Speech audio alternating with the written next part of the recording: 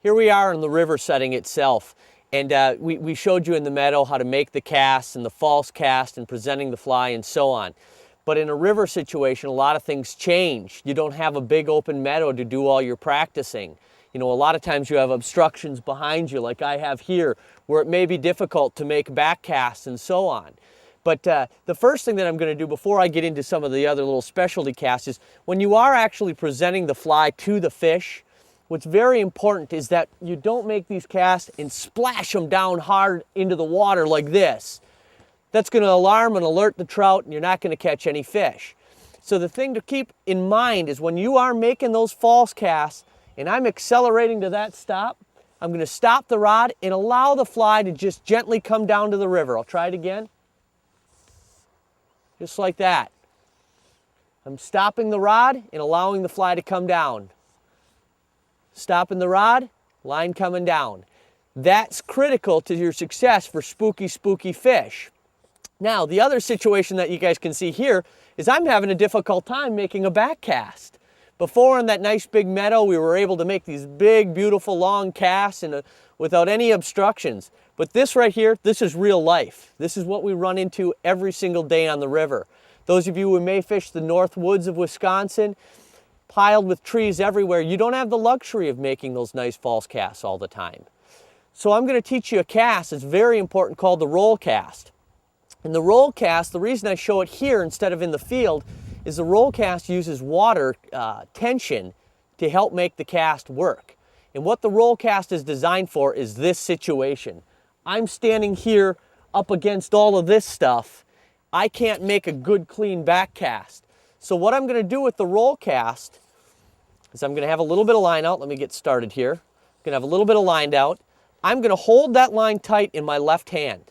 And I'm going to lift the tip up slowly and smoothly, just like this, until my line stops.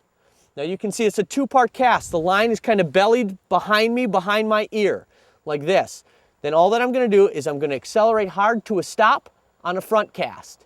So it's basically a smooth stroke backwards to a stop and accelerate hard forward. And that's going to allow me to deliver the fly without the back cast. Will you use this cast? All the time. And a lot of those small streams where you can only pick your way down the river because it's lined with trees, this is a perfect situation for sneaking up, making the cast to the fish, maybe take a step or two downstream, slow and smooth, accelerate hard to a stop.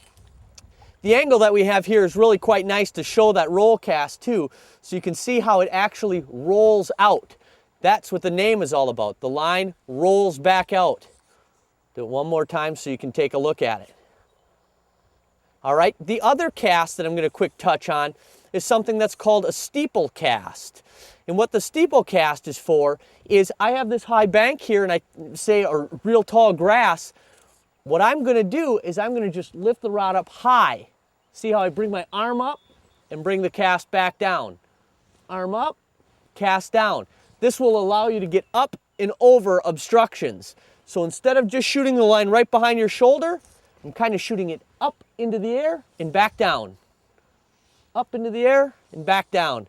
And that'll allow you to present that fly to the fish as well. Now, the casting, as I had said earlier, is the single most important component of catching fish. We can show you what flies to use. We can't make the cast for you. So it is absolutely mandatory that you guys get out there, learn as much as you can.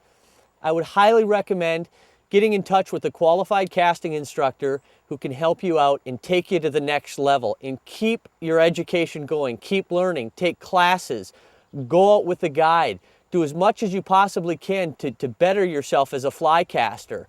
That is my key to you, and we'll see you on the river. You ready, Daryl?